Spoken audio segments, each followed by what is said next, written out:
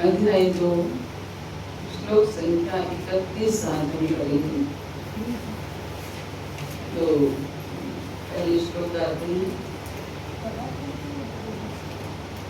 स्वधर्मपि चावेक्ष्य न विकम्पितु अर्हसि धर्म्यातिः युद्धात् श्रेयः अन्यत् क्षत्रियस्य न विद्यते। स्वधर्मपि चावेक्ष्य न विकम्पितुम् अर्हसि धर्म्यादियुद्धात् श्रेयो अन्यक्षत्रियस्य न विद्यते।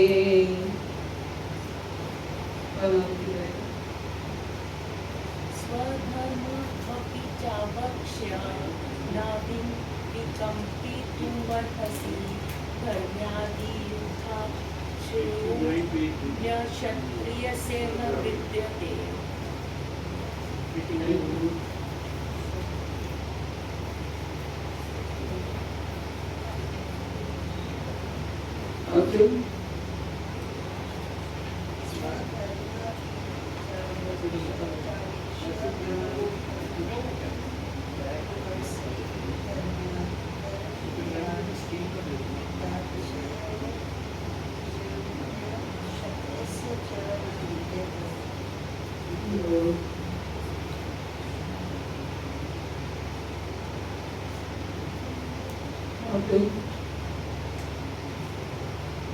स्वधर्मपि चावेक्ष्य न विकम्पितुम् अर्हसि धर्म्यादियुद्धात् श्रेयो अन्यक्षत्रियस्य न विद्यते।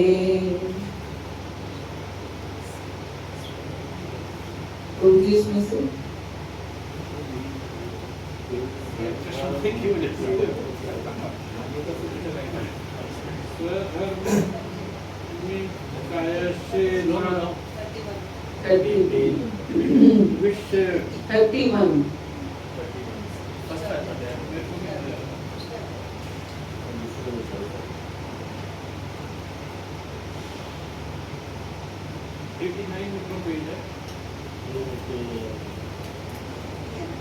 Chapter 231. 2.31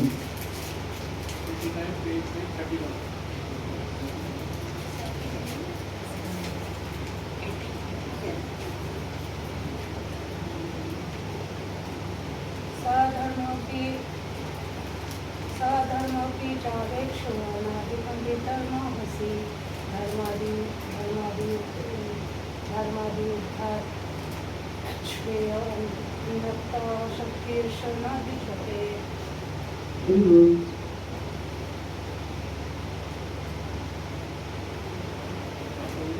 क्या कह रहे हैं भगवान? क्षत्रिय होने के नाते अपने विशिष्ट धर्म का विचार करते हुए तुम्हें जानना चाहिए कि धर्म के लिए युद्ध करने से बढ़कर तुम्हारे लिए अन्य कोई कार्य नहीं है, अतः तुम्हें संकोच करने की कोई आवश्यकता नहीं है। क्या कह रहे भगवान? कि अर्जुन को संकोच हो रहा है। किस चीज का संकोच हो रहा है? कि सामने मेरे निज जन हैं, अपने प्रिय जन हैं, तो अब मैं इनको कैसे मारूं? ये मेरे इनका वध करके तो मैं पाप का भागी बन जाऊंगा। तो भगवान क्या कह रहे हैं कि तुम एक क्षत्रिय हो और क्षत्रिय होने के नाते अपने विशिष्ट धर्म का विचार करते हुए तुम्हें जानना चाहिए कि धर्म के लिए युद्ध करने से बढ़कर तुम्हारे लिए अन्य कोई कार्य नहीं है। क्योंकि तुम एक क्षत्रिय हो, इसलिए धर्म का विचार करते हुए तुम्हें जानना चाहिए कि धर्म के लिए युद्ध करने से बढ़कर तुम्हारे लिए कोई और धर्म नहीं है ना। इसलिए अतः तुम्हें संकोच करने की कोई आवश्यकता नहीं है। उसकी माता जी प्रश्न कर रही थी कि धर्म क्या है? आपका प्रश्न था ना, धर्म क्या है? कि धर्म क्या है? अब यहाँ भगवान बता रहे हैं कि धर्म क्या है। क्षत्रिय है तो क्षत्रिय का धर्म, वैसे किसी का वध करना, किसी को मारना तो धर्म नहीं है, लेकिन क्योंकि तुम क्षत्रिय हो, इसलिए क्षत्रिय होने के नाते तुम्हारा धर्म क्या है कि तुम धर्म की रक्षा के लिए, धर्म के लिए से बढ़कर तुम्हारे लिए अन्य कोई कार्य नहीं है। एक तरफ स्वजन है, एक तरफ स्वधर्म है। अर्जुन के लिए एक तरफ क्या है? स्वजन है, उसके अपने जन हैं, और दूसरी तरफ क्या है? स्वधर्म है। कि अगर वो स्वधर्म का पालन करता है, स्वधर्म मतलब क्षत्रिय धर्म का पालन करता है, तो उसके स्वजनों का वध होता है। और अगर वो स्वजनों का वध कर देता है तो उसका स्वधर्म का पालन नहीं हो पाता।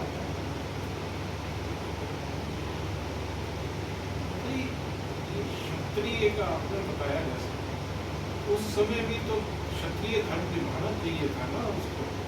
क्या कहते हैं, जिस समय वो कर्ण को मार रहा था, मतलब जो अर्जुन को कहा कि मारो अब इसको, उसका जब पहिया निकल गया था तो उसको मारो इसको, पर उस समय भी तो मतलब वो निहत्ता था, उस टाइम भी तो क्षत्रिय का धर्म निभाना था। तो क्षत्रिय का धर्म क्या है? क्षत्रिय का धर्म तो यही है ना कि धर्म के लिए, धर्म की रक्षा के लिए वध करना, मारना, युद्ध करना, है ना। तो धर्म की रक्षा के लिए तो उसे मारा ना, क्योंकि जो कर्ण था वो अधर्म का साथ दे रहा था। कर्ण किसका साथ दे रहा था? अधर्म का ही तो साथ दे रहा था ना। दुर्योधन का अगर वो साथ दे रहा था तो अधर्म का साथ दे रहा था। तो फिर जो अधर्म का साथ दे रहा है वो धर्म के साथ थोड़ी है ना। फिर वो कौन सा धर्म था कि जब द्रौपदी को भरी सभा में नग्न किया गया तो वो भी तो तब भी तो कर्म उनके साथ था। तो वो तो उनको वो नहीं मारना चाहता था, अर्जुन नहीं मारना चाहता था फिर भी। लेकिन भगवान ने क्या कहा? भगवान ने बोला अर्जुन किस चीज की वेट कर रहे हो? जब उन्होंने किसी चीज की वेट नहीं करी, निहत्था अश्वत्थामा, सॉरी अभिमन्यु, है ना, उसको चक्रव्यूह में फंसा करके ऐसे मारा गया। तो ठीक है, जहां धर्म होगा वही धर्म किया जाएगा। तो उस समय ये धर्म, बिल्कुल ये धर्म था, क्योंकि जो अधर्म का साथ दे रहा है उसका, उसके साथ धर्म कैसा?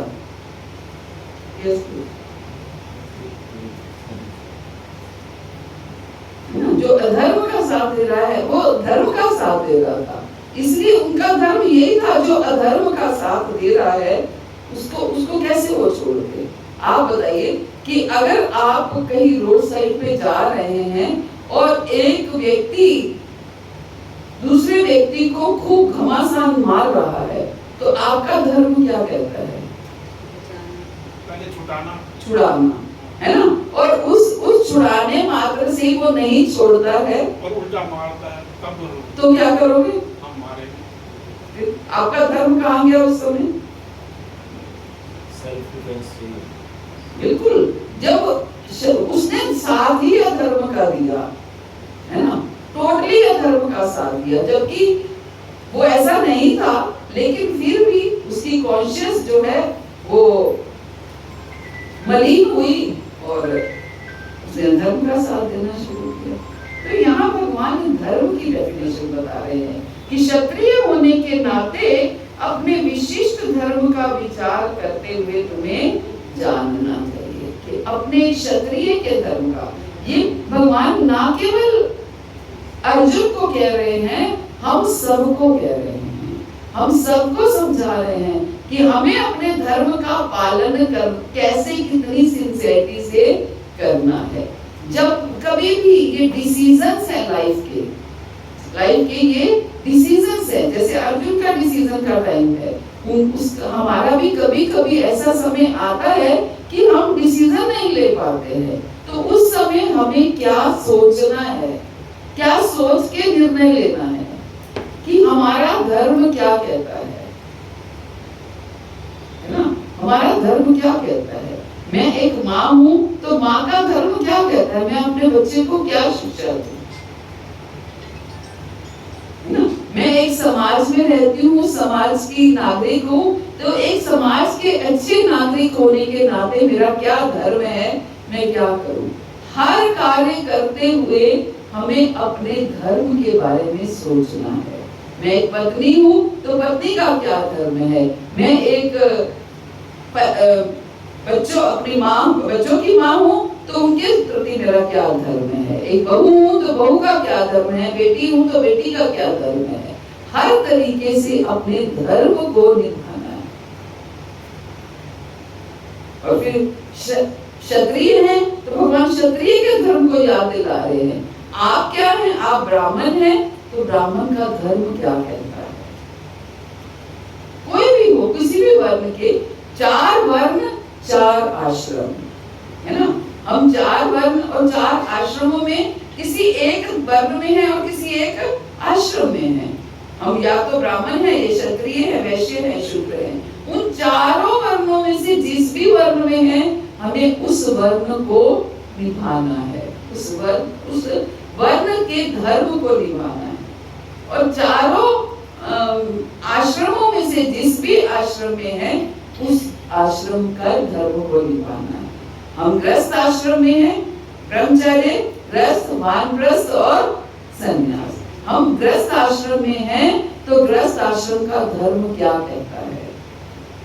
क्या गृहस्थ आश्रम का धर्म यही कहता है कि हम पूरा जीवन केवल भोग विलास में बिताएं? क्या कहता है?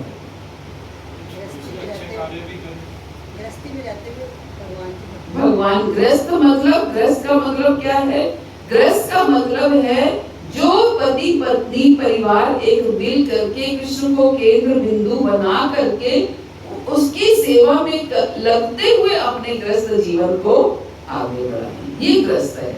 अगर वो ऐसा नहीं करते हैं तो वो गृहस्थ नहीं है, वो गृह मेधी है। गृह मेधी का अर्थ है जिसकी मेधा, जिसकी बुद्धि केवल और केवल घर चलाने में लगी हुई है। मैं कैसे ज्यादा धन कमाऊं, कैसे ज्यादा मान सम्मान पैदा करूं, उत्पन्न करूं, कैसे समाज में मेरा बड़ा ओहदा हो, मेरा नेम फेम हो, लोग उसे जाने, लोग मैं एक जाना जाऊं पर समाज में। ये आप देखिए कितने लोग इस डेफिनेशन के अकॉर्डिंग कितने लोग ग्रस्त हैं। मुट्ठी भर लोग, ज्यादातर लोग क्या है? ग्रह मेधी है।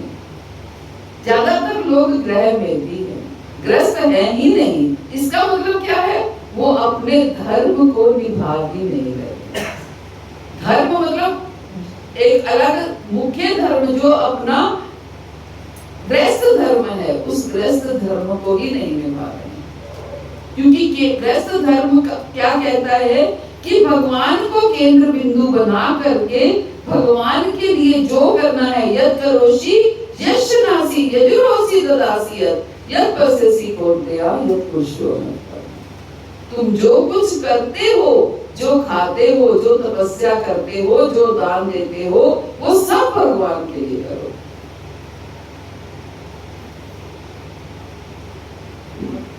रामचंद्र जी ने तो फिर गृहस्थ जीवन नहीं बिताया ना, सही? क्यों?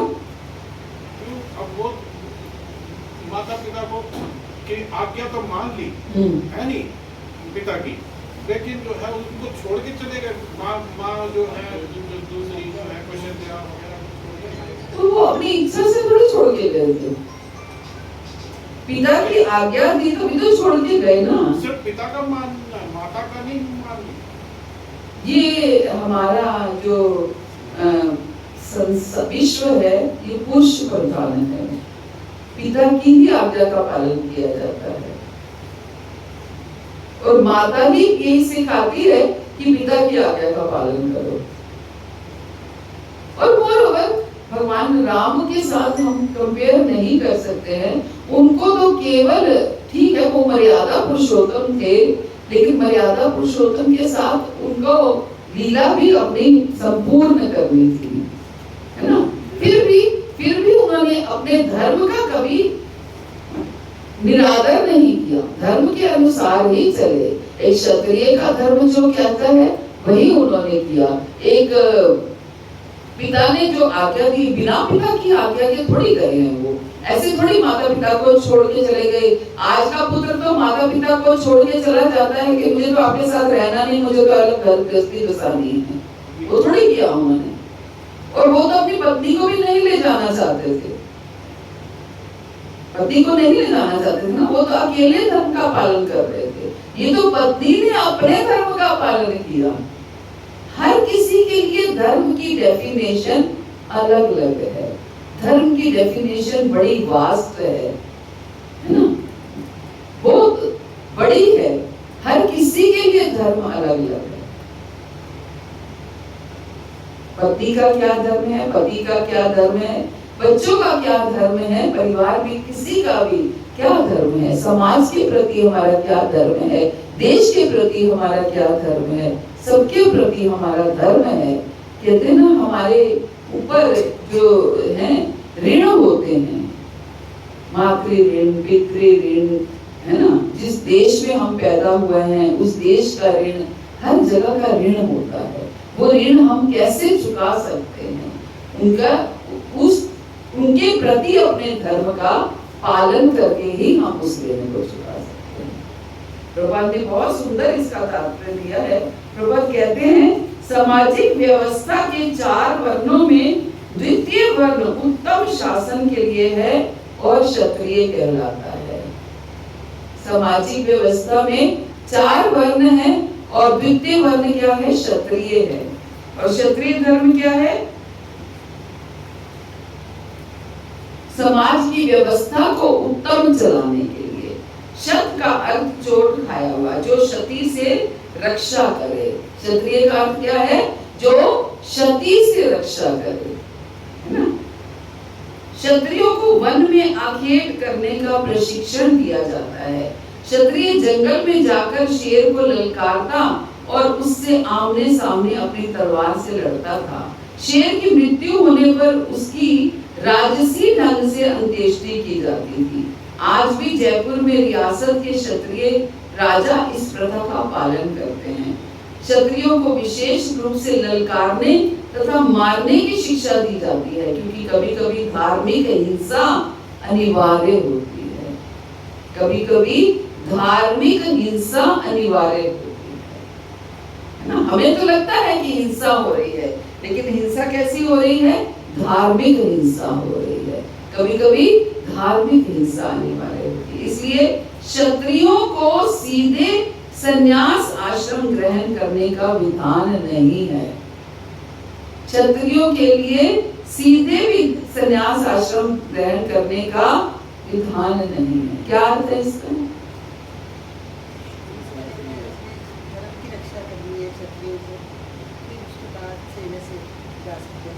नहीं,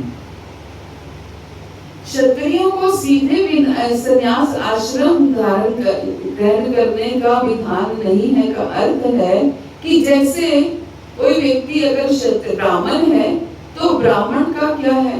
वो विवाह ना करे चल जाएगा, है ना। वो ब्रह्मचर्य पहले धारण करे और उसके बाद संन्यास धारण कर ले, तो ये उसका विधान है, उसका धर्म कहता है। लेकिन एक क्षत्रिय को स्टेप बाय स्टेप चलना पड़ेगा। पहले ब्रह्मचर्य में प्रवेश करना पड़ेगा, फिर गृहस्थ में प्रवेश करना पड़ेगा, फिर वो वानप्रस्थ लेकर संन्यास में जा सकता है। आप भागवत पढ़ेंगे हम आगे आगे, आप देखिए जितने भी भरत महाराज आए, पृथु महाराज आए, जितने भी बड़े बड़े सारे ये महाराज लोग आए, क्षत्रिय थे। क्योंकि वो क्षत्रिय थे तो उन्होंने पहले ब्रह्मचारी रह करके फिर विवाह किया। विवाह के बाद संतान हुई तो पत्नी को, पुत्र को सौंप करके फिर उन्होंने संन्यास ग्रहण किया। डायरेक्ट संन्यास वो नहीं ग्रहण कर सकते। एक जो ब्राह्मण है वो डायरेक्ट संन्यास ग्रहण कर सकता है, वो विवाह ना करे तो चल जाएगा। लेकिन क्षत्रिय को विवाह करने के बाद, संतान उत्पन्न करने के बाद, वो अपनी पत्नी को, संतान को सुपुर्द करके तो फिर वो संन्यास धारण कर सकता है। पृथ्वीराज चौहान ने जो है वो क्षत्रिय थे, क्या उन्होंने संन्यास वो बाद में वो करा था? सब क्षत्रिय को लिए वो नहीं है कि सब क्षत्रिय संन्यास लेंगी। लेकिन अगर कोई क्षत्रिय संन्यास लेना चाहता है तो उसको स्टेप बाय स्टेप चलना पड़ेगा। ये ऐसे तो कोई भी सब थोड़ी संन्यास ले लेते हैं। जो संन्यास लेना चाहता है उनके लिए बात हो रही है कि अगर कोई ब्राह्मण है वो गृहस्थ आश्रम में भले ही प्रवेश ना करे तो डायरेक्ट भी संन्यास ले सकता है, लेकिन क्षत्रिय को पहले गृहस्थ आश्रम में प्रवेश करना ही पड़ेगा। ठीक है, ये हमारे विधान, हमें पता ही नहीं होते ये विधान, लेकिन ये हमारे शास्त्रों के अनुसार ये विधान है। क्या कहते हैं? राजनीति में अहिंसा कूटनीतिक चाल हो सकती है, किंतु ये कभी भी कारण या सिद्धांत नहीं है। राजनीति में अहिंसा कूटनीतिक चाल हो सकती है। अब राजनीतिक में अहिंसा नहीं रह सकती, कूटनीतिक चाल हो सकती है, मतलब एक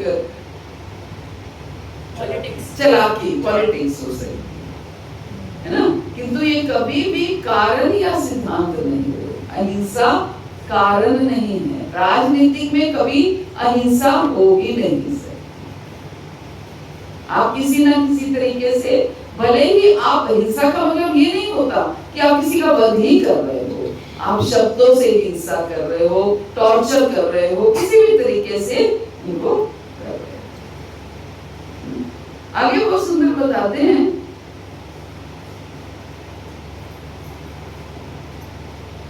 युद्ध में विरोधी ईर्ष्यालु राजा से संघर्ष करते हुए मरने वाले राजा या क्षत्रिय को मृत्यु के अनंतर वे ही उच्च लोक प्राप्त होते हैं जिनकी प्राप्ति यज्ञाग्नि में मारे गए पशुओं की होती है। क्या अर्थ है? जब कोई क्षत्रिय अब ईर्ष्यालु राजा से युद्ध करते हुए मारा जाता है तो उसको क्या प्राप्त होता है? उच्च लोक प्राप्त होता है। तभी तो क्या कहते हैं? वीर गति को प्राप्त हुआ। जब कोई ऐसे मारा जाता है, कोई सैनिक मारा जाता है, तो हम क्या कहते हैं? वीर गति को प्राप्त हुआ। किसलिए वीर गति को प्राप्त हुआ?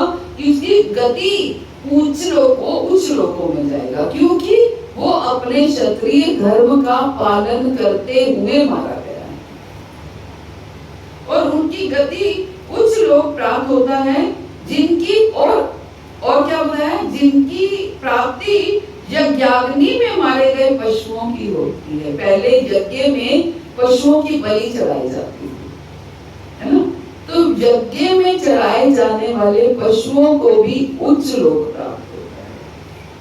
क्या बताया गया है? धर्म के लिए युद्ध भूमि में वध करना और याज्ञिक अग्नि के लिए पशुओं का वध करना हिंसा कार्य नहीं माना जाता। कहे कि मेनका गांधी ने बंद कर दिया ना कि यज्ञ के लिए वो क्यों बलि क्यों देते हैं। क्या कहते हैं शास्त्र? ये हिंसा कार्य नहीं माना जाता। यज्ञ के लिए जब हम बलि देते हैं वो हिंसा कार्य नहीं माना जाता। क्यों? समर्पण करते हैं बलि का?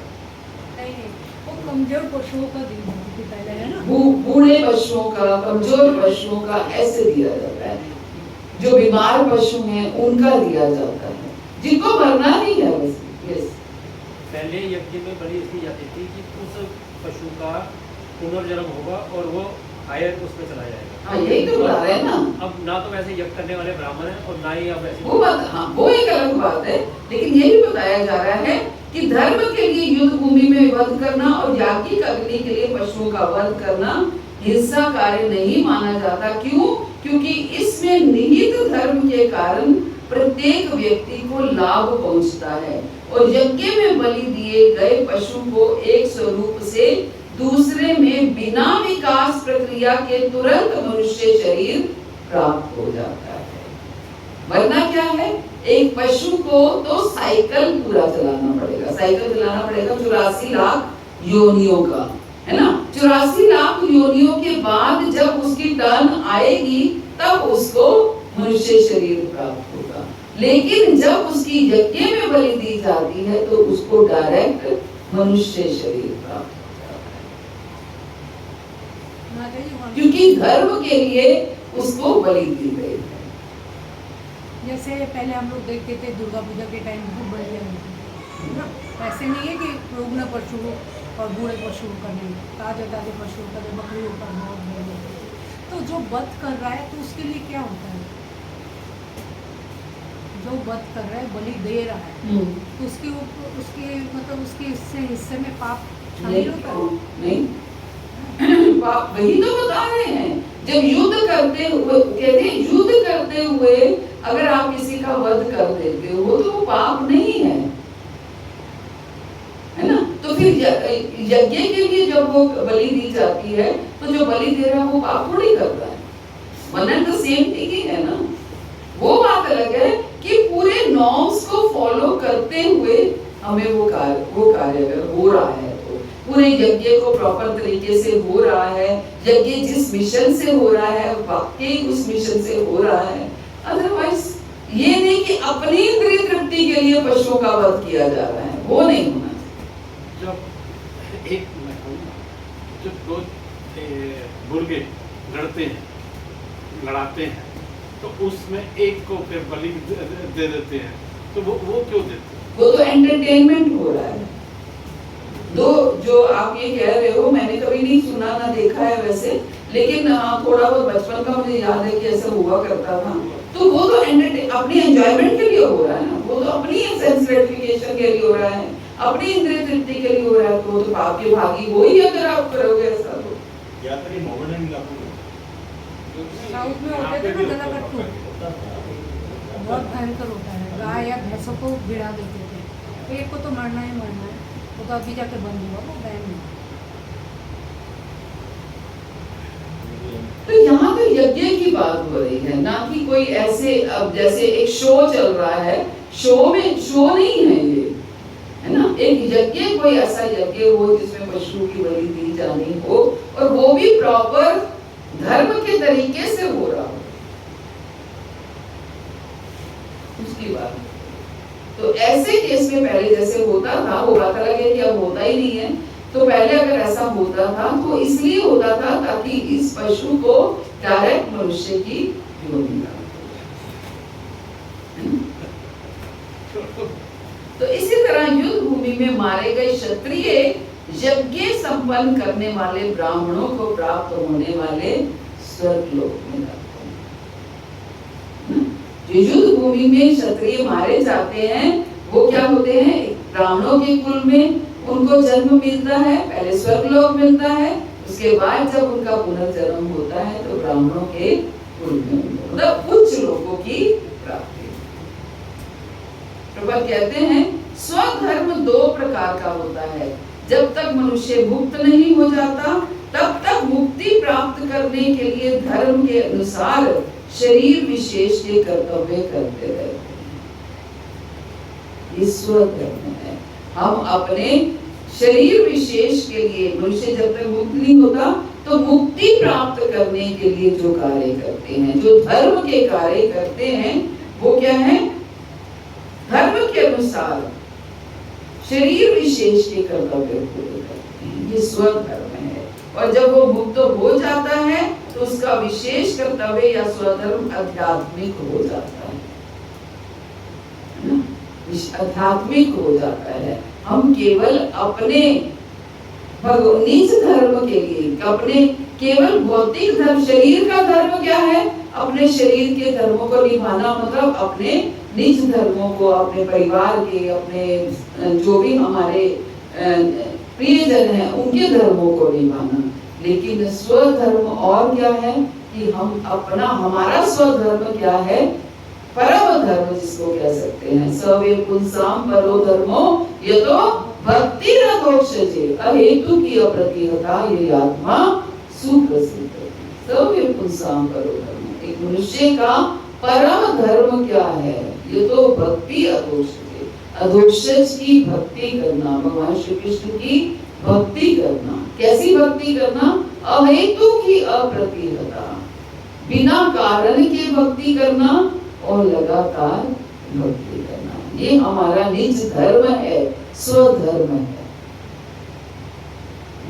शरीर के धर्म निभाते निभाते हमें इन धर्मों का भी साथ में पालन करना है। दोनों में से कुछ भी छूटना नहीं है।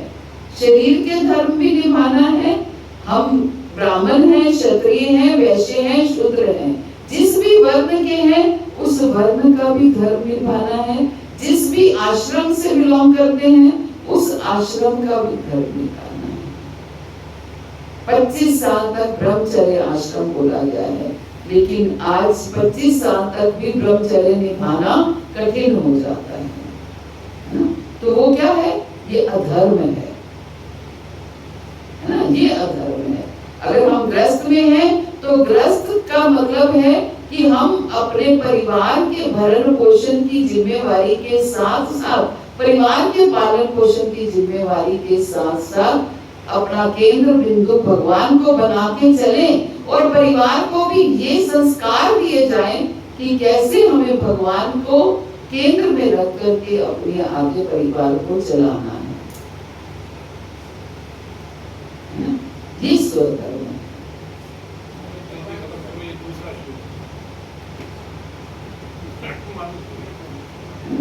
इस धर्म का पालन करना है। जैसे कोई अपना धर्म नहीं निभा रहा, क्षत्रिय डायरेक्ट संन्यास ले लिया उसने, हमारी फैमिली में है मेरे कज़न, तो जैसे किसी को लगन लग जाती है बड़ी जय कृष्णी साइड, तो चले गए अपने पेरेंट्स को छोड़ के, मतलब बाकी भाई माँ बाप की सेवा करें, तो उनको भी लगता है कि ये एक ऐसा धर्म है कि यहाँ हम तो कर रहे हैं और वो अपना प्रचार में लगे हुए, तो ये ठीक है। देखो, पहली बात तो बाकी भाई हैं,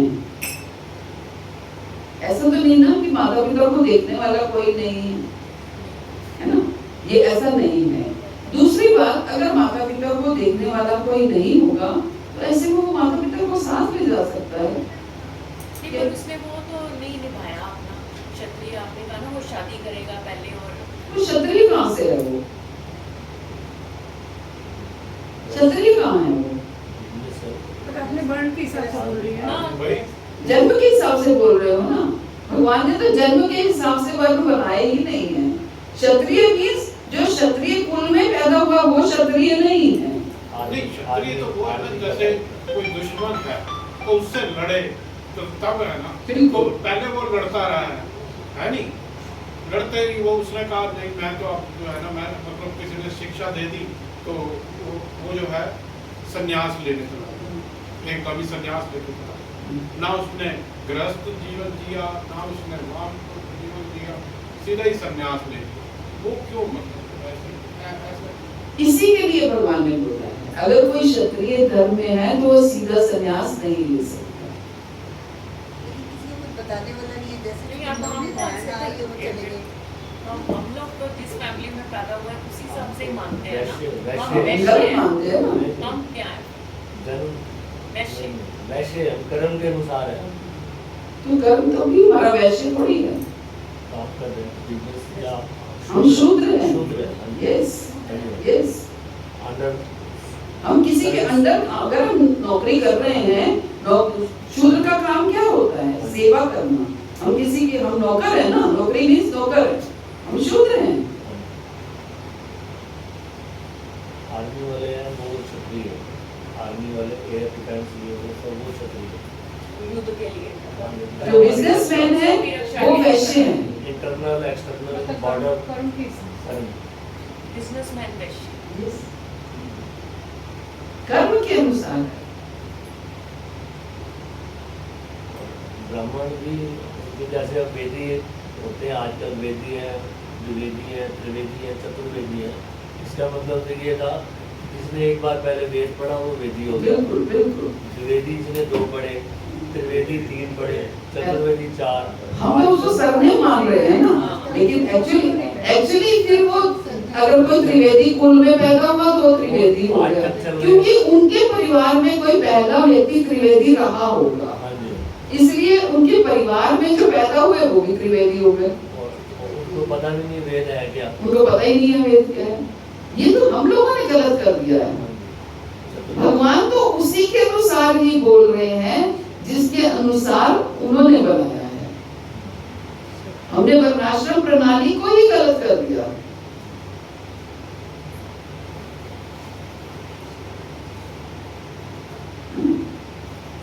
इसलिए गीता को जीना है ना, गीता को जीना बहुत आसान नहीं है, लेकिन असंभव भी नहीं है। असंभव भी नहीं है, क्योंकि भगवान ने भगवत गीता अगर बनाई है, हमारे लिए बनाई है, तो इसका मतलब है हम वो कर सकते हैं, तभी हम बनाई है। आपके घर में 5 साल का बच्चा है, तो आप 5 साल के बच्चे को 10 किलो वजन दोगे उठाने के लिए कि बेटा ये यहाँ से उठा के वहां रखना? नहीं दोगे। क्यों नहीं दोगे? क्योंकि वो नहीं कर सकता। अगर लेकिन एक पॉलिथीन में अगर छोटा सा थोड़ी सामान है, वो बच्चे को दे दोगे, जरा ये वहां लीजिए, अब पता वो कर सकता है। तो भगवान ने भगवत गीता हमें दी है और करने को कहा है, तो इसका मतलब हम कर सकते हैं, लेकिन हम करते नहीं हैं। हम करना चाहते नहीं। ये थोड़ी कि हम स्वधर्म का पालन नहीं कर सकते, कर सकते हैं, क्यों नहीं कर सकते। और गीता क्या है? ज्ञान है, भागवत विज्ञान है। भगवान ने वो सब कुछ उदाहरण के साथ करके दिखाया, भक्तों के माध्यम से करके दिखाया और बताया कि ऐसे ये पालन किया गया है। बच्चे से जो बड़ा होता जाता है, उसको फिर वो ज्ञान भी तो आता जाता है ना, तो फिर वो गीता का ही तो ज्ञान आता है ना, मतलब जो गीता में है लिखा हुआ उसके हिसाब से तो आता है ना। कैसे उस हिसाब से आएगा? बच्चे को ज्ञान तो आ जाएगा, वो स्कूल में जाएगा जब, तो बाहर जो सीख के आएगा वही आपसे। बच्चे हमेशा बुरी आदतें पहले हम सीखते हैं, तो वो सिखाता नहीं है, पहले से ही बिल्ट है। पूर्व जन्मों की संस्कार तो है हमारे साथ, है ना? जो सूक्ष्म शरीर हमारा पीछे से चला आ रहा है, मन बुद्धि अहंकार, वो भी तो है ना, मन में क्या है, बुद्धि में क्या है, ये तो पूर्व जन्मों से आ रहा है ना। मुझे तो लगता नहीं हमने गीता के हिसाब से कभी कर्म किया होगा। पहले जब से पढ़नी शुरू की है, तभी से हम अलर्ट हुए हैं। पहले तो ऐसे ही कर्म कर रहे थे, मुझे लगता है। ठीक है, कोई बात नहीं, अब तो कर सकते हैं। वही ना, अब ध्यान जाता है, कुछ भी अगर कर रहे हैं तो ध्यान जाता है। पहले पढ़ाया ही किसने है? गीता को तो लाल कपड़े में लपेट के रख करके बस एक हाथ जोड़ दिए, पूजा कर दी, ये गीता हो गया, इसीलिए तो गीता पढ़ाई प्रभुपाद ने। उत्तराखंड में गीता का वो जो है वो पढ़ाना शुरू कर स्कूलों में, अभी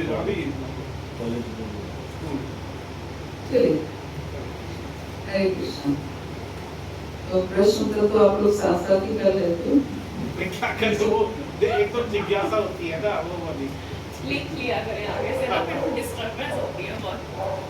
तो स्वधर्म का पालन करना, ये आज का श्लोक है।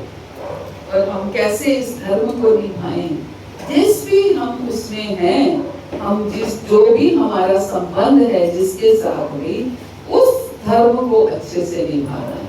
बस इस चीज को हमें हमेशा याद रखना। हमारा करेंगे। जय श्री कृष्ण चैतन्य प्रभु नित्यानंद, श्री अद्वैत गदाधर श्रीवासादि गौर भक्त वृंद। हरे कृष्णा कृष्णा कृष्णा हरे हरे, हरे राम राम राम हरे हरे, हरे कृष्णा कृष्णा कृष्णा हरे हरे, हरे राम राम राम हरे हरे, हरे कृष्णा कृष्णा हरे हरे, हरे राम राम राम हरे हरे, हरे कृष्णा कृष्णा हरे हरे, हरे राम राम राम हरे हरे, हरे कृष्णा कृष्णा हरे हरे, हरे राम राम राम हरे हरे, हरे कृष्णा कृष्णा हरे हरे, हरे राम राम राम हरे हरे, हरे कृष्णा कृष्णा हरे हरे, हरे राम